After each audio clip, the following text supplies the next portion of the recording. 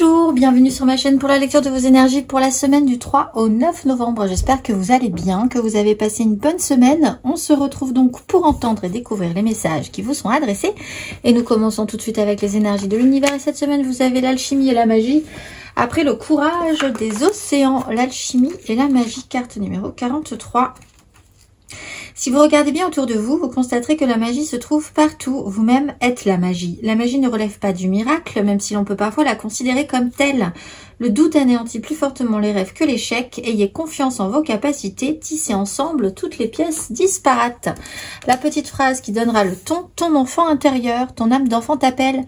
Laisse-les s'exprimer en toute liberté. Ne pense plus au regard des autres ni à ce qu'il faut faire. Il est temps de remettre de la folie, de l'innocence et de la spontanéité dans ta vie pour avancer. L'énergie, c'est la transformation après la résurrection. Donc la prise de conscience et transformation pour vous. Peut-être justement sur ce retour positif à la simplicité, à la magie de la vie, à l'idée de laisser plus de place à quelque chose de joyeux, d'enfantin. On va aller voir un million du 3 au 9 novembre. Votre énergie du 3 au 9 novembre.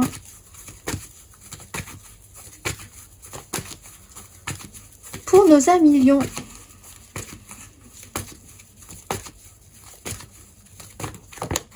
La 10 de denier, le monde, votre point énergétique.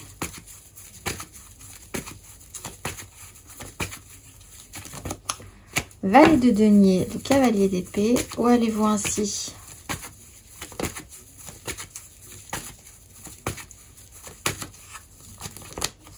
La 7 d'épée, le diable. Et qu'est-ce qui peut vous poser problème?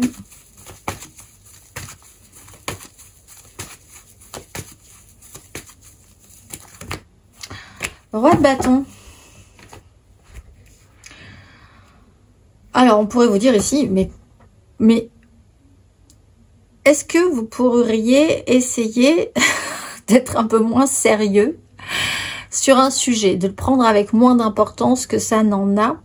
10 de denier, on parle peut-être d'un clan familial, professionnel, sociétal, mais surtout de vous dans cette position et de quelque chose qui ne vous va pas ou qui n'est pas sécurisant dans cette position.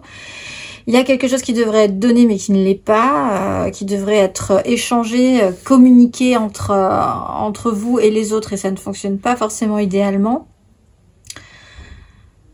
Il y a l'énergie puis il n'y en a plus. Le valet de denier, en fait on pourrait vous dire ici, qu'est-ce qui fait que à un moment donné, vous êtes à fond sur quelque chose et puis après, vous n'avez plus du tout envie. C'est pas forcément un caprice ici, mais c'est quand même quelque chose d'assez réactionnel, je pense. Dans la famille, dans le clan, il peut y avoir des problèmes par rapport à des enfants ou par rapport à des gens qui sont dans un apprentissage mais qui n'arrivent pas, ça ne fonctionne pas. Il y a quelque chose qui ne fonctionne pas dans ces apprentissages. Il y a un côté un peu déceptif hein, à certains résultats, un certain agacement parce que les résultats ne sont pas là tout de suite. Vous allez vers l'idée que vous vous êtes bien fait avoir sur un certain point, peut-être aussi, mais avec l'énergie du roi de bâton, il y a une énergie qui doit être là et qui n'y est pas. Possiblement la vôtre, mais peut-être parce que ça appuie sur quelque chose chez vous qui fait que vous réagissez de cette manière-là. Possiblement parce qu'il y a un passif hein, sur une 10 de denier. Et peut-être par rapport à une blessure de trahison. On va aller voir un million émotionnellement du 3 au 9 novembre.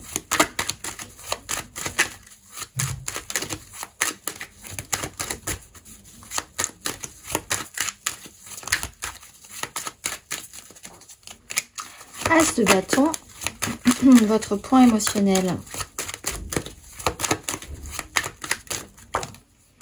10 d'épée, où allez-vous ainsi?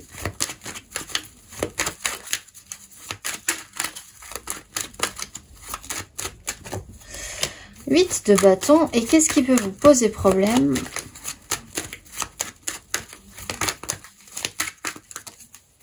Le fou. Ah, et votre enfant intérieur, valet de coupe.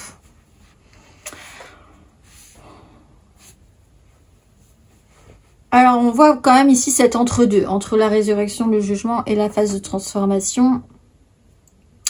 Il y a un désir, il y a une volonté. Par contre, c'est comme si ça ne collait pas avec un clan en fait. Hein.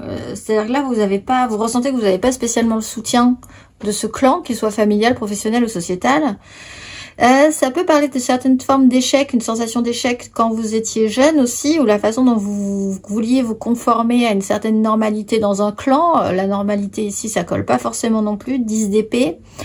Il y a un de vos enfants au niveau des études ou aussi dans ces notions de formation et d'études de scolarité qui apparemment là arrive aussi au bout d'un concept. Là, on est un peu arrivé au bout d'un système.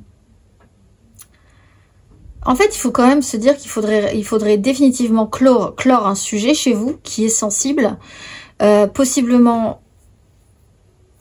aussi par rapport à une notion de trahison, pour pouvoir correctement saisir un nouveau désir, une nouvelle envie et pouvoir vous laisser porter par cette situation, vous sentir libre de le faire ou de ne pas faire. Peut-être que vous aviez toujours l'impression que vous deviez faire bien les choses, que vous ne saviez pas assez, que vous deviez apprendre plus, il y a un peu le syndrome de l'imposteur ici. Dans ce cas-là, il y a quelque chose à laisser passer ici, à transformer pour ne garder que la bonne énergie, juste la volonté de vous dire tiens, ça m'intéresse, je vais le faire.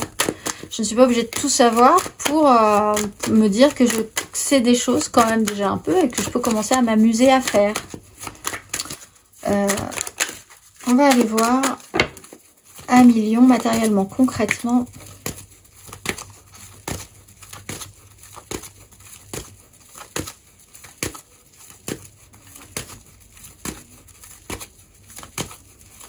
Votre énergie matérielle et concrète du 3 au 9 novembre.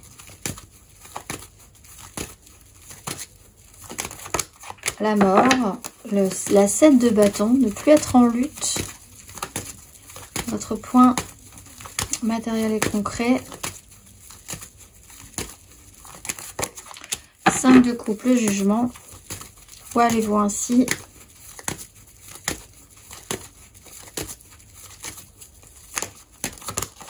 La 10 de bâton, la 3 de bâton. Qu'est-ce qui vous pose problème?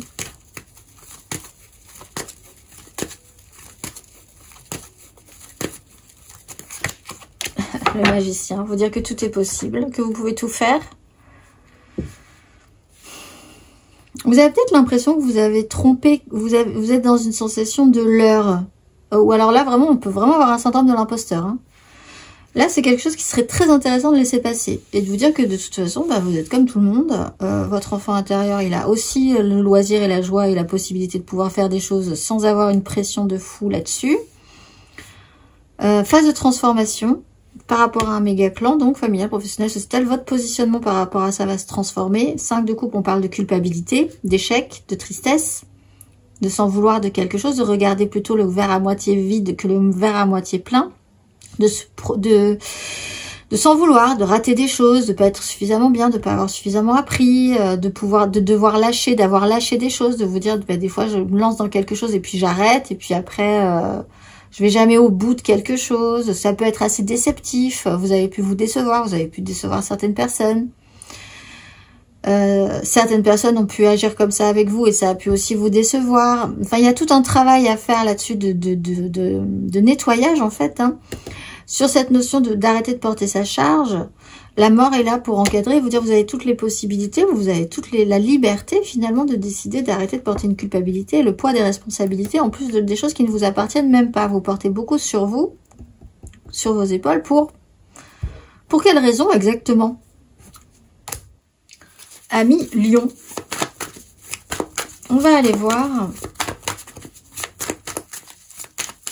Ça ne veut pas dire que vous allez réussir cette fois-ci, mais ça veut dire que si vous n'avez même plus l'envie et l'optimisme et l'énergie positive pour le faire, ça ne sert vraiment même plus à rien de le faire en fait, dans ce cas-là. Il faut savoir pourquoi on se motive, pourquoi on est motivé à vivre et à faire les choses. Parce que ça sera beaucoup plus simple pour vous. Vous êtes une énergie de feu, et c'est comme si on avait brimé cette énergie de feu. Le conseil, 1 million.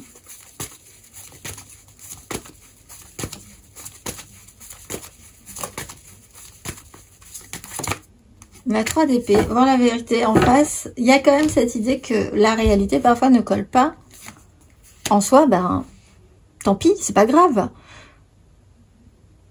Il faut passer, c'est pas pour ça que ça annule vos qualités en fait. Là, vous pourriez effectivement pour certains rater des examens ou rater quelque chose, avoir l'impression que ça ne marche pas comme vous entendiez, peut-être vous culpabiliser par rapport à ça, peut-être aussi par rapport à des enfants, ça ne marche pas, vous culpabilisez aussi. Est-ce que ça vous définit? Non. Est-ce que les gens pensent différemment de vous? Bien sûr. En fait, parce que justement, vous pouvez faire partie d'un clan, mais chaque personne est différente, chaque personne pense différemment, et donc il pense différemment, et donc vous pensez différemment. Et il n'y a pas de souci avec ça, mais ça ne doit pas être une douleur de pouvoir le constater, ou d'avoir à subir parfois certains échecs, certaines formes d'échecs.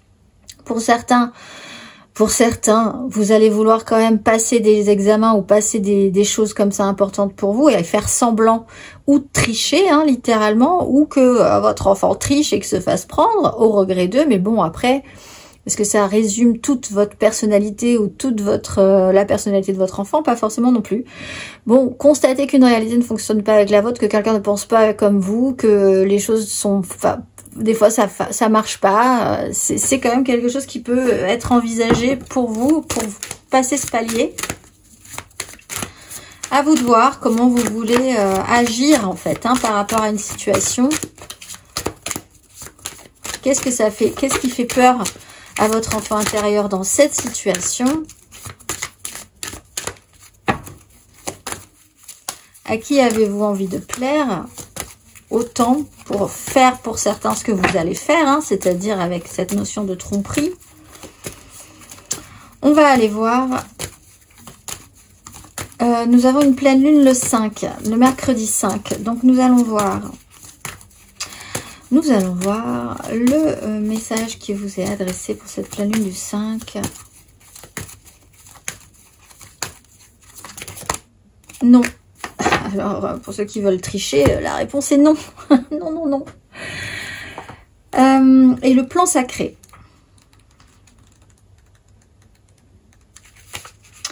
Ne faites pas de plan, n'avancez pas, retirez-vous pour réfléchir, pensez-y intensément, cherchez les conseils de ceux que vous aimez et respectez, demandez-leur de vous aider et décortiquez le problème, la question ou la décision qui vous tourmente. Ne cédez pas à l'emballement, cette carte est venue vous aider à nourrir votre énergie mentale, émotionnelle et spirituelle et à rester sur la voie de la plénitude, mes amis Lions. Zen, je vous souhaite une excellente semaine et je vous dis à très vite.